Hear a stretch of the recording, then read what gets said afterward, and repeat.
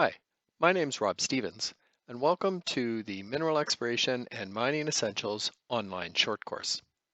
So this is the introductory video where we'll take a little bit of a quick walk through the main content of the course so you've got a sense of what you can look forward to over the series of videos that make up the course.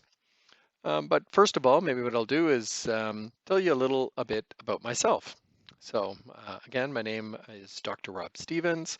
I'm a professional geologist, and I've been involved in the mineral exploration and mining industry for about the last 25 years. I started off as a field exploration geologist working on projects across Canada, and then I spent 10 years as a professor of geology at the BC Institute of Technology. And after that, another 6 years as the Associate Dean of Natural Resources and Engineering. Subsequent to that, I did a couple of other things. I spent 2 years working at an institute at the University of British Columbia that was involved in international development activities. And I worked with a number of governments in Africa, South America, and Asia, helping to support those governments with the sustainable management of their mineral resources. Spent a fair bit of time working on mine closure and supporting that aspect of it. Then I spent a couple of years working for the Association for Mineral Exploration as their vice president, involved in a number of different policy aspects related to mineral exploration and mining, and also developing some guidance documents on best practices to help advance the state of practice within the mineral exploration sector. Now I'm a consultant to the mineral excavation and mining industry, and a fair bit about what I do is training, similar to courses like this. So just to give you a sense of, this course and who it's for, it actually started out in the early 2000s as a sort of revival of what was called the broker's course at the time, and it was a course that was originally offered for people in the financial industry who wanted to learn a little bit more about the science and engineering of the industry. It's grown from that, and it appeals to a wide number of people. Probably delivered it to several thousand people across a couple of continents and more. And here's a bit of a list of the people that you can see that I think the course is helpful for. So management and directors of companies, government regulators, investors, lawyers, accountants, and other professionals, and also community members and civil society. So with that, let's look at what the content of the course is. So really it is about the story of the mineral exploration and mining industry. And it's a story that I think is exciting. It's one that has science and engineering, business, investment, discovery, communities, entrepreneurialism. There's many, many different aspects to that industry. And so we're going to walk through these 8 chapters, which really cover off that entire life cycle of the sector. So the first is that overview.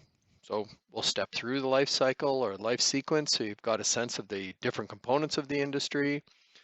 We'll look at some of the trends, things like expenditures in mineral exploration over the last couple of decades. We'll look at the players, who's involved, how it's funded, those kinds of things. Then we're going to talk about geology, and actually chapters 2 and 3 are maybe what I would call the heavy science parts of the course. It's always good to know a little bit about geology, since those deposits, the mineral deposits that we mine for things like copper and gold, are ultimately rocks. They're part of the geological earth. We're not going to get into a huge amount of depth in either the geology or mineral deposits, just enough to maybe make you dangerous, but enough to really help you understand those applied parts of the industry. So you have a better sense of why people explore as they do or where they do, and why we mine as we do. So I think it'll really help you to better understand those practical aspects of the industry. So under geology, we'll take a little look at minerals, things like this copper-bearing mineral chalcopyrite. We'll talk about rocks, for example, igneous rocks. And we'll also get a sense of why it's so important to know, to understand the geology, to be able to do things like target your drill holes as you're trying to explore for a deposit of, say, copper or gold. And we're going to look at mineral deposits. So mineral deposits, those are those bodies of rock in the ground that host the valuable commodities, minerals or metals that we're interested in and that we can hopefully mine. So we will talk a bit about how these things form. How do we get these concentrations of metals within bodies of rock? And we'll spend a fair bit of time at what do those mineral deposits or those bodies of rock actually look like. I think that really helps you if you can visualize it. Really helps you to get a good sense of how to explore and how to mine those rocks. So there's examples like this, which are narrow vein deposits. Or there's examples like this that are large porphyry bodies with dimensions of hundreds of meters in all directions. Then we'll get into mineral exploration. So this is really now how we explore for those deposits of copper and gold and other commodities. We'll take a little bit of a look at the business side of mineral exploration, things like option agreements and joint ventures and acquiring exploration properties. And then we'll talk about exploration techniques. Trenching, as an example on the left here, or stream sediment sampling. The results, or the map on the right, is some results from the stream sediment sampling.